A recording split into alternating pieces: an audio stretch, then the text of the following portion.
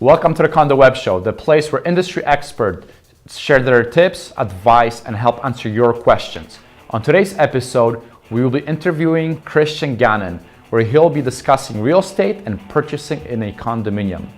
Christian has had an extremely diverse career over the last 30 years, often switching between being a successful entrepreneur and working with large international corporations in business development and marketing. He has now established himself in what he considers to be a hybrid of all three. Most recently, he has started in what he feels to be a good combination of business ownership, marketing, and sales, all focused on his clients. Real estate with RE/MAX, the love for his hometown, and 30 years of experience as a condo board director allows him to focus his career common goal of helping his clients to achieve what they want while providing an utmost in service.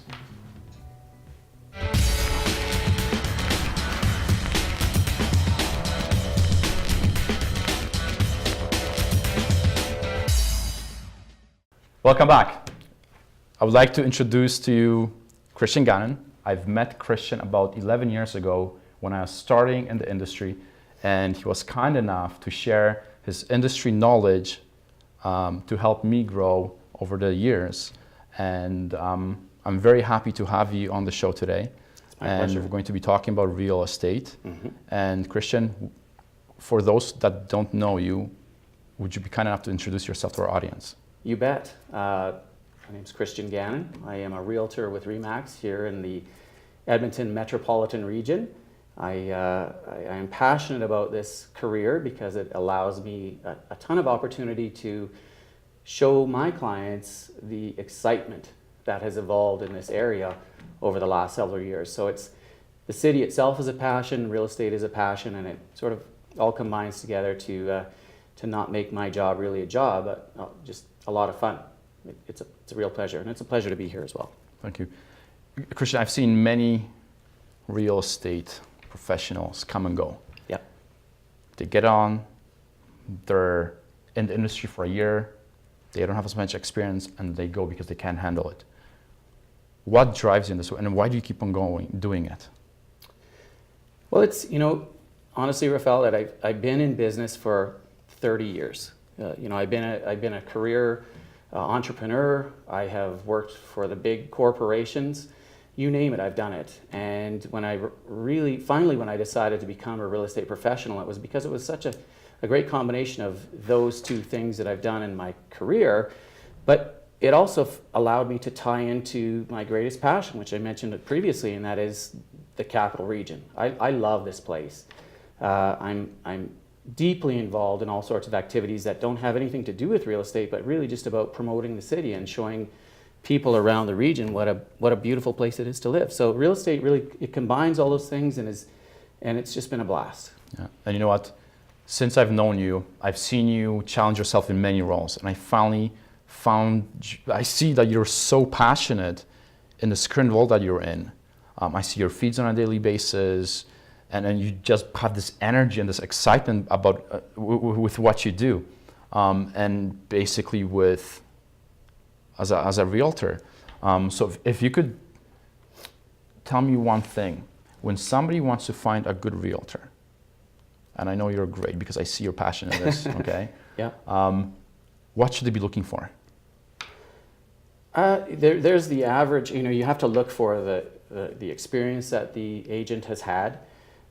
What is the organization that the agent works for? You got to be honest. You got to get the exposure, and you got to work with the agency that has the greatest exposure. You want to look at if they specialize in a specific area, whether it's condominiums or rural properties, or if they specialize in a certain area of the city. So, for example, St. Albert or Sherwood Park. I think one of the most important things, and I mentioned this last, but it's probably the least common thing that people look for, and that is the ability to establish a true relationship with your realtor. You're going to be making the biggest investment of your lives. So whether it's your first home or your fifth home or investment properties, whatever it happens to be, you need to know that individual, that realtor is there for you and is backing you up, and you have that relationship with them. So that's what I would suggest. Yeah. I'm happy you brought up the relationship aspect, because people tend to buy more than once, right? And sell more than once. You bet. And it's great to find somebody you can connect with, that you can trust, and you can build that relationship.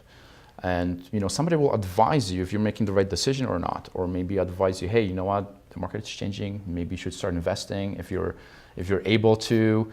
And it's great to build that relationship, right? Very much like a friendship, right? It is. It's a,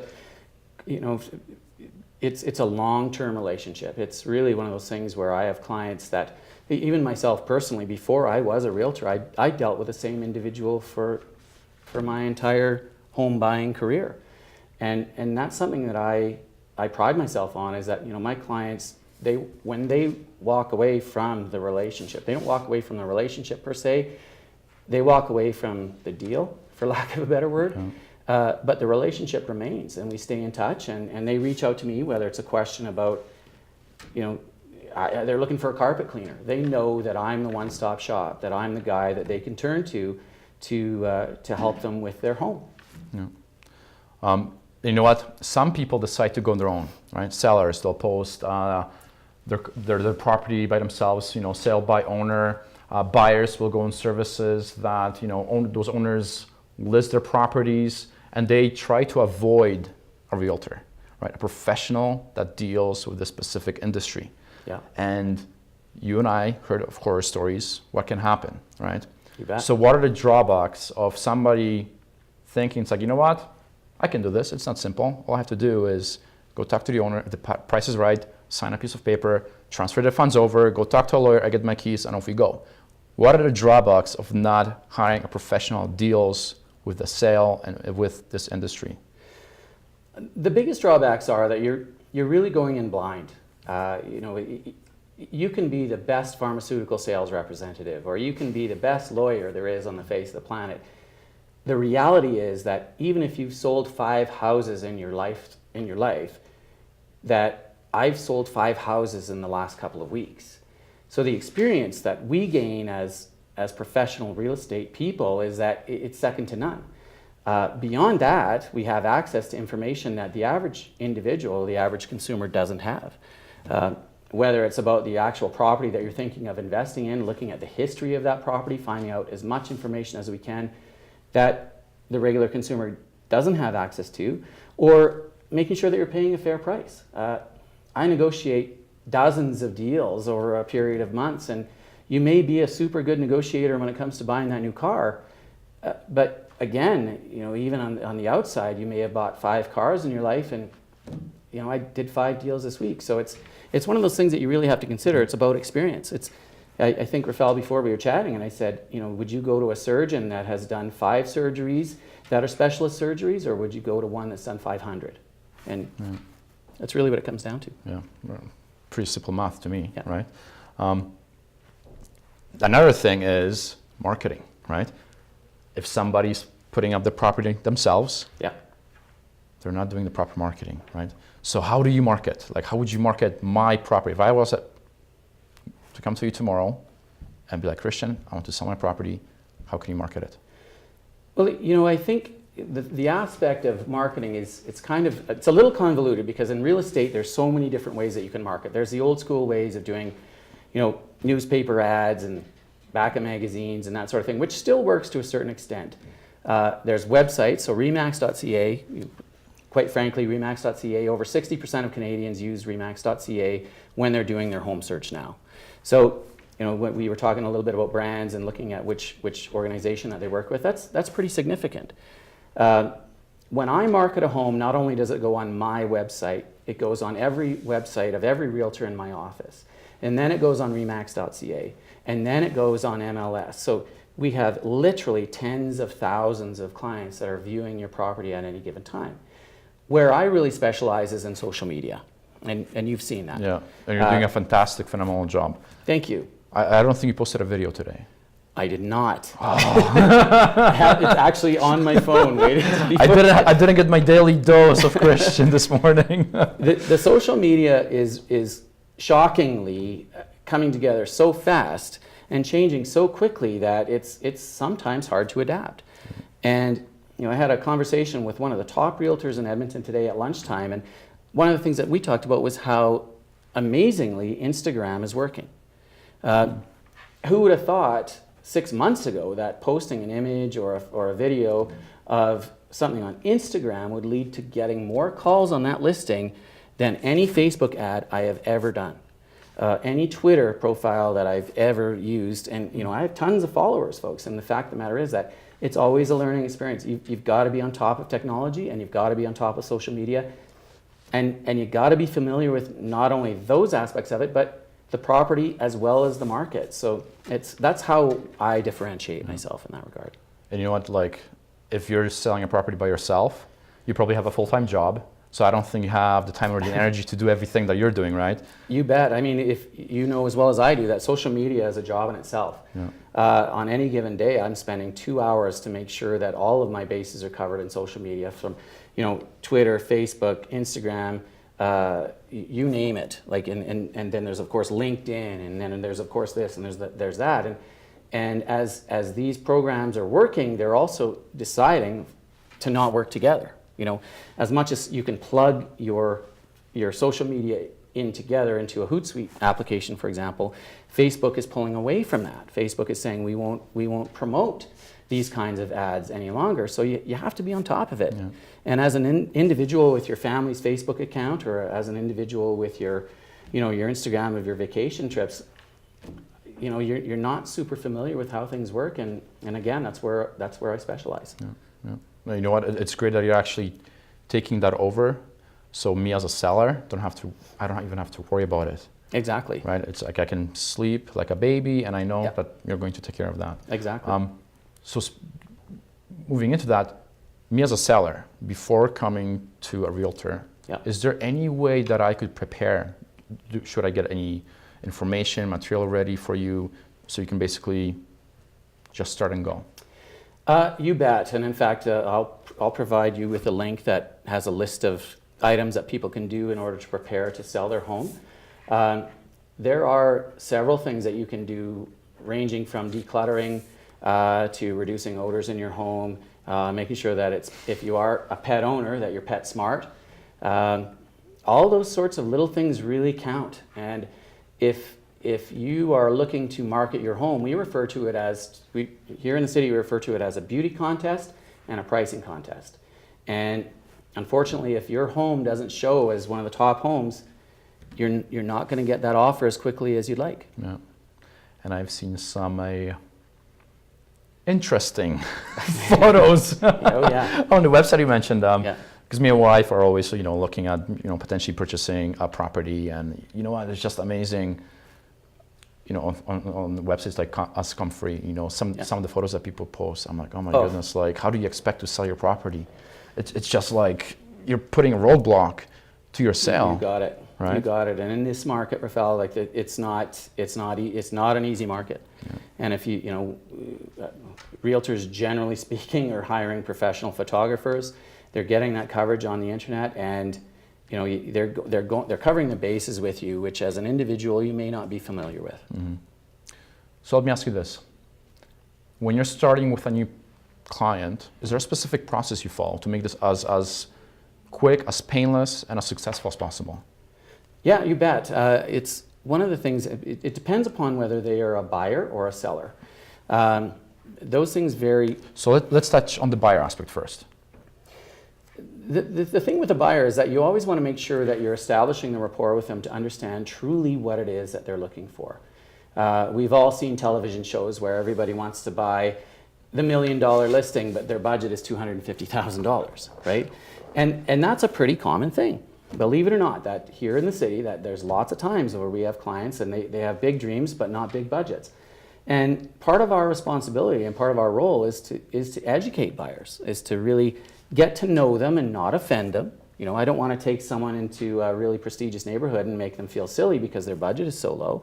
Yeah. I want to get to know them, and I want them to get to know me, that what I'm showing them is not necessarily a downgrade as much as it is it's maybe a better value. Right. And so with a buyer, really it's understanding what it is that they're looking for, helping them to understand the market, and then going from there. Yeah. And at times buyers don't really know what they can expect. right? You're right. Yeah. And they have huge expectations, but they don't really know what's available and what they can actually get for the money that they have, right? Because at the end, we have to look at the investment they're willing to put in, right? That's correct, and I actually think right now that we have a huge influx of people into Edmonton. Edmonton's one of the fastest growing cities in Canada, and lots of folks are coming from different communities where real estate prices are a little bit lower. They're getting a little bigger bang for their buck because they can get into a single family home for under $300,000, and it's a nicely renovated home, and so on and so forth.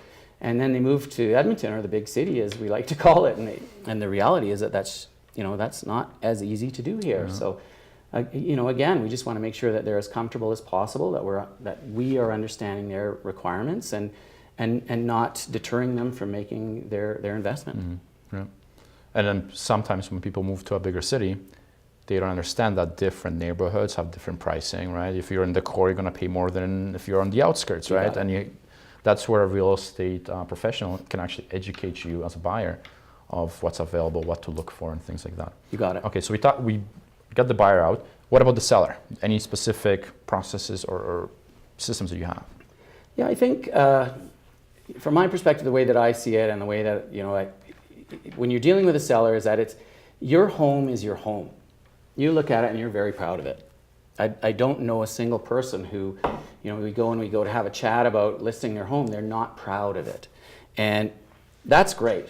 Being home proud and house proud is a really fantastic thing because it makes you happy. And that at that point, that if they're making the decision to leave, that wow, it's a big decision for them. On the flip side, where as a realtor, it comes to help them is to understand the market values. I may think my home is worth $1 million because I love it, makes me feel great. I walk in at the end of the day and it's everything that I've ever needed for the last 12 years.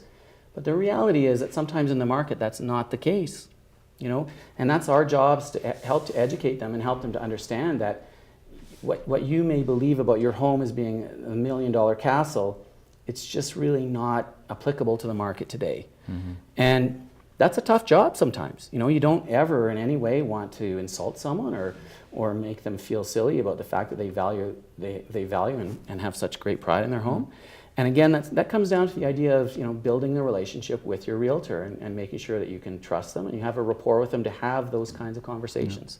Yeah, I agree with you. It's like even the interior decor, right? Yeah. Somebody might think this is the best thing on the planet. You bet. And then you'll have a buyer come in and they'll be like, it's not my style, right? You bet. And you have to know how to manage those conversations and those expectations as well, right? You got it. Yeah.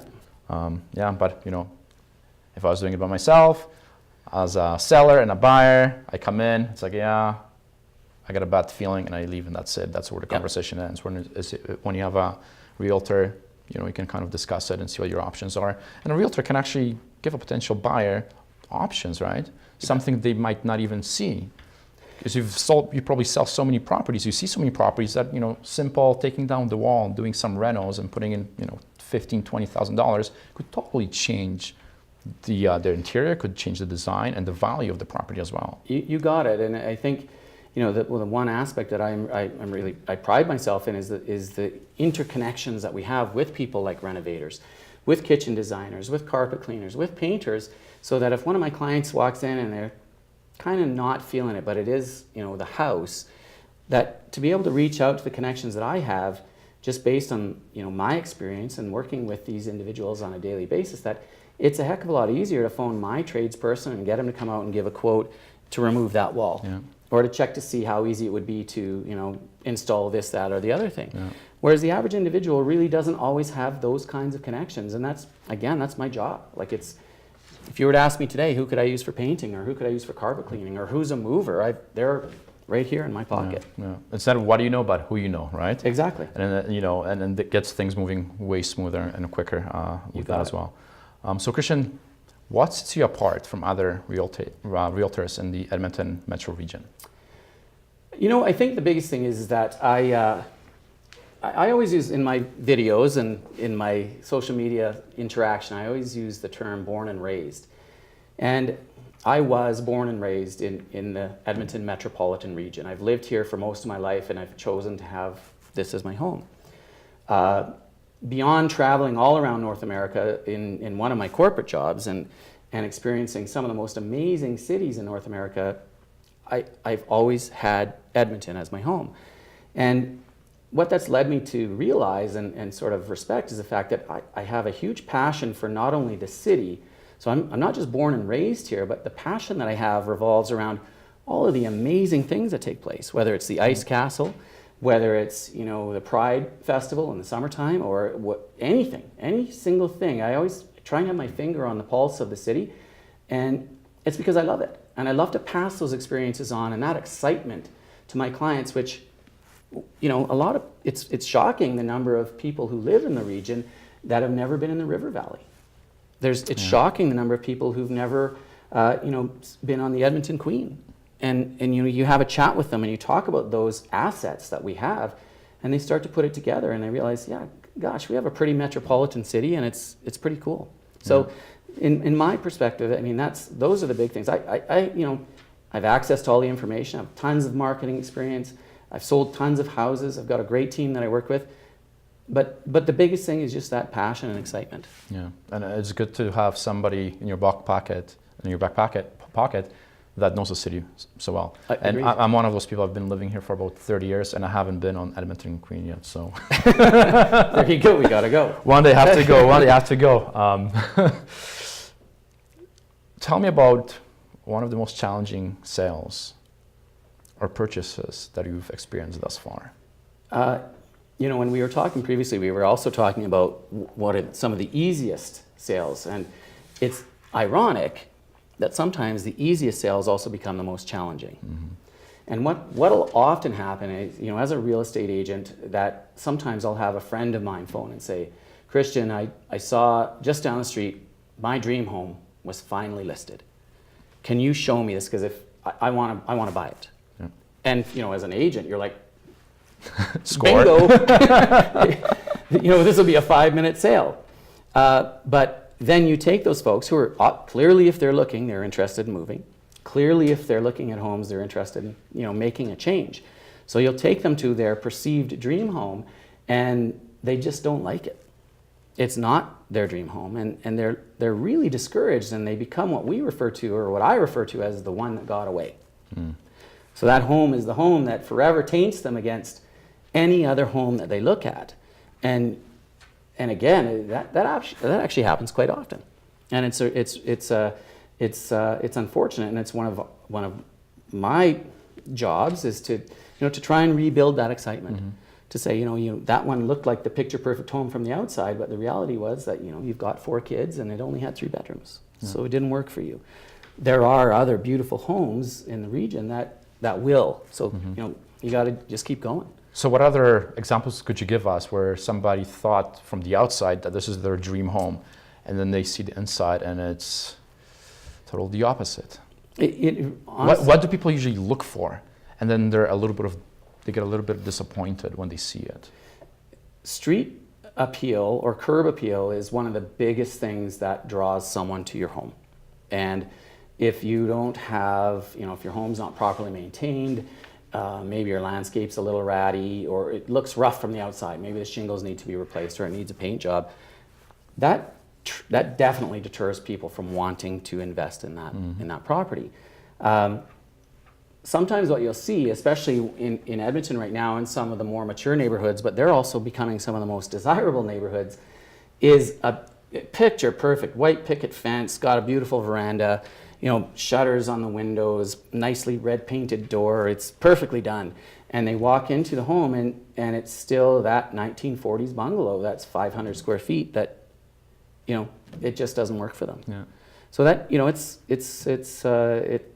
quite a common occurrence, but again, it's one of the things that, you know, you have to coach them to help them to understand that this is the market. You know, a home in Westmount is worth X number of dollars. You could invest that, you know, somewhere a little bit further out, and get a little more bang for your dollar. But you're not central Edmonton. Yeah.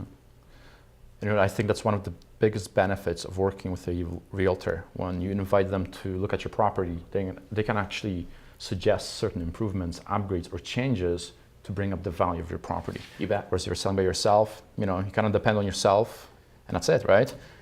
You bet. I mean, I'm a dog person, for example, and I love my dog, and I think everybody loves my dog. But the reality is that when someone walks into a home with a pet, that quite often they're deterred from buying that home. Yeah. Whether it's allergies or whether it's a concern that that pet may have made a mess in the house somewhere, it is a deterrent.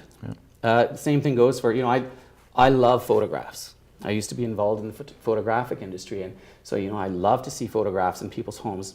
The reality is that most consumers or most buyers want to walk into a home and feel as though it's their own. They don't want to walk into Rafael's house. They want to walk into their house. Yeah. And those are the things that, I respect people who love their knickknacks and love their decor. But, again, it's one of the things that I coach them on, is the idea that not everybody does. And we've got to declutter and we've got to depersonalize, and that's just how it is. That's the market. They need to know how to stage it, right? You bet. Yeah. You bet. So you sound, honestly, like you're giving some great tips, some great advice, and you're honest about it. Yeah. So if I was to call for references, I'm like, I want to work with you, I'm going to call you references, what are you going to say? That I'm fantastic. Honestly, I don't have a negative experience in my career in any way, shape, or form. I think that there's been hiccups once in a while, but I can guarantee you that I used to use, when I was in the corporate world, I used to use this as an interview question, where I would say to my candidates, if I was to phone your former colleagues, what would they say about you? And that's kind of, I always keep that in mind, is that whether it's, when a client that I've dealt with or one that I'm currently dealing with, is that I want them to have the best possible experience. I truly believe in that partnership approach, and if we don't establish that, and if we can't establish that, then I'm also, I don't have a problem talking with them and saying, is there something that we can do to overcome this? And there always is. There's always something that we can do. And so, to answer your question, long story short, I'd be very confident that they would sing the praises of Christian Gannon. Okay. So the next time I'm going to call them, it's like, hey, I'm thinking of working with Mr. Fantastic. Exactly. And they'll say he's a little arrogant. But you know what? I believe you have a huge advantage over other realtors in the city, because especially when it comes to condos, because you've been a board director for about 30 years. Yeah. You're currently a board director on 2 condos, and you consult too, right? Yeah. So you have the professional industry expertise, and you have the inside scoop. You bet. Right? So do you believe that gives you an advantage, and if so, how? Definitely. It definitely gives me an advantage. I think that, one of the things that people are looking for quite often is, even if they're not always interested in a condo, that they're seeing the current market prices. I mean, we referenced this earlier, where they come to the city and they're like, wow, I realize I can't afford a single family home. I should maybe start looking at duplexes and multifamily homes and condos. And so the first question that they ask is, what about condo fees? And what about, the condo boards trying to control me, and, going on about the negative aspects of it. And the reality is that, it's very easy to sort of flip their mindset about that, to help them to understand that condominium living is actually quite beneficial to many people, depending upon what it is that you're looking for. And I can confidently say that there's very few realtors that are in the city today that can say that they've had 30 years of condominium director experience, that are currently dealing with 2 of the most successful condominiums and most functional condominium associations in the city, and love it. Yeah. Like, I love it. I don't ever want to not be a director on my board. Yeah. No, like I remember I met you 11 years ago, or thereabout. Yeah.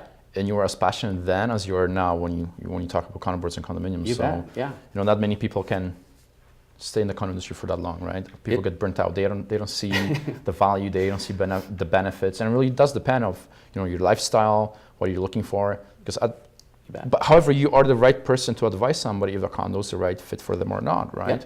Yeah, you bet. I've lived in condos. I've lived in single family homes. I've lived in different neighborhoods throughout the capital region, and it's to your point. It's really a lifestyle choice, depending upon what your priorities are and what you want to do. And I see value in both single family as well as condominium living. So Yeah, I love living in my condo Me for too. the time being, right? Yeah, me too. Downtown, great. Yeah, you River can't- Valley down the road. However, Yeah. I've visited like twice, 3 times a year, which is embarrassing because we do have a beautiful River Valley. Yeah. That's for sure. So, because you have the overview from both ends, from a condo board director and realtor. Yeah. When somebody's planning on purchasing a condo, what should they be looking at for? They really want to look at, I mean, beyond the aspect of whether or not they actually like the home and the location and the amenities, it's very important to look at how the building is run. You want to make sure that you're having access to the documentation from the condominium association. You want to make sure that the building is a solid building, and that's by having access to that documentation and having them reviewed professionally, then you're actually in quite often a better situation than you are when you buy a single family home. Mm-hmm. And you know what? That's one thing that you touched on, is having the condominium documents reviewed by a professional. That's correct. Because many times people will purchase, and if you're thinking of purchasing a condo, that's the first thing I would start doing. Get a professional, review the minutes, review the bylaws, anything that policies, because you're buying into a community. It's not a house where you basically, you're the king of the house. You're the king of your unit. However, there's the queen of the building, right? That's correct. So you have to abide by those laws. And like we were discussing this before we started the interview. If you're a dog lover, Yeah. can you actually have a dog at the condo? You right? got it. So there's different things. Age restriction in Alberta was a big issue, right? You got it. So you have to know what you're buying into, because certain realtors will sell you just to make a sale.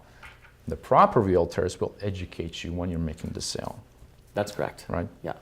And I've heard some horror stories when people purchased and then things are changing, but they couldn't have kids. They had to move out because they didn't know that they were buying into a building that didn't allow residents under the age of 18. Yeah. Right? So Yeah. there are some horror stories. That's why you have to educate yourself. You have to talk to a professional who's going to educate you, if that's the proper building for you, right? Just like with a house. The curb appeal, the white fence, the beautiful red barn door. Yeah. Looks great on the outside. As soon as you pass the door, different story. You got it. You got it. So as from a condo board director's perspective, tell me about a story when somebody purchased or bought into your condo and made a huge mistake. Do you have anything to share with us? Yeah, you bet. I could tell you, honestly, unfortunately, I could tell you a couple of different stories from the director's point of view where, I remember at one AGM a couple of years ago that one of the buildings that I am on the board of directors for, we were faced with a special assessment. And we had been discussing the special assessment for at least 8 months prior to the AGM. And these young folks had purchased in the building unaware of the fact that they were going to be having a fairly significant special assessment in order to do some of the infrastructure work that was required. And it hit them, it broadsided them. That being said, unfortunately, they had clearly not done any review of the documentation. Yeah. None. Because in the minutes, this problem had been discussed. In the budget, this problem had been addressed.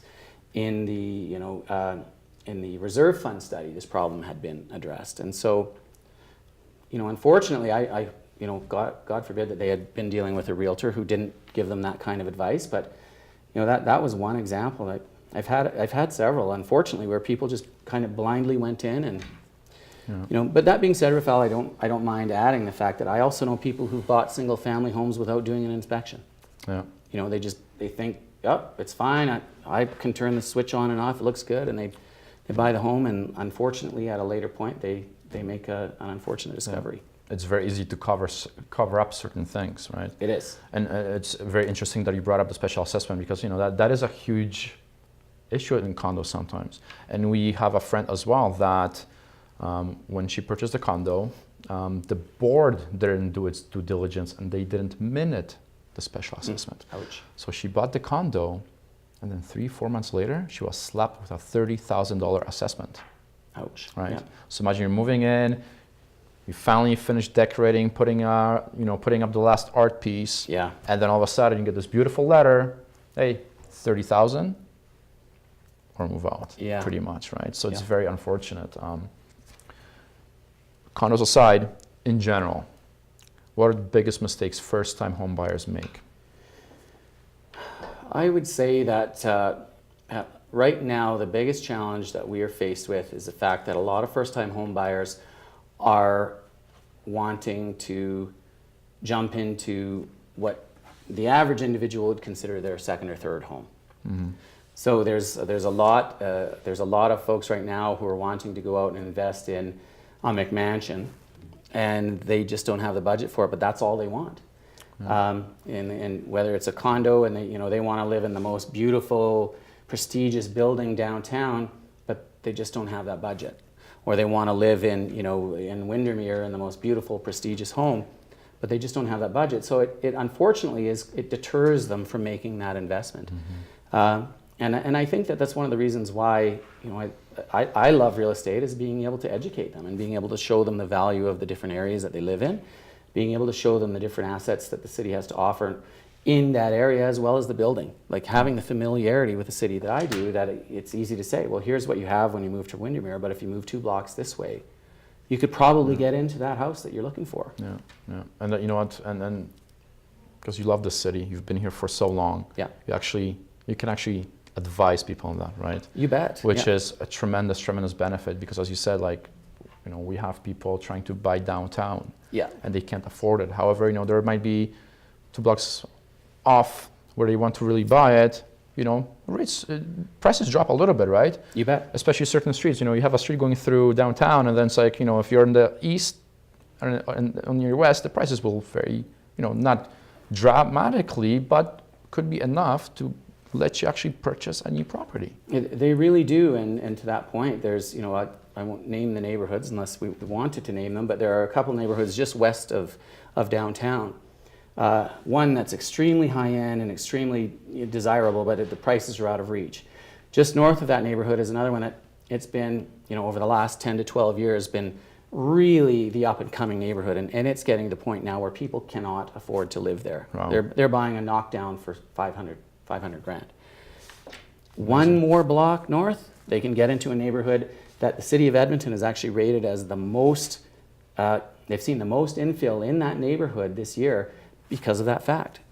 So it's, and that's the information that I go to these seminars, I talk to the city of Edmonton, we deal with the analysts who are looking at the real estate market, and a client that comes to me and says, well, I've been looking for years. Well, I can maybe show you one house that's over 1 block further that is within your budget. Yeah. We're going to have to talk about that neighborhood, but we're going to do it off air.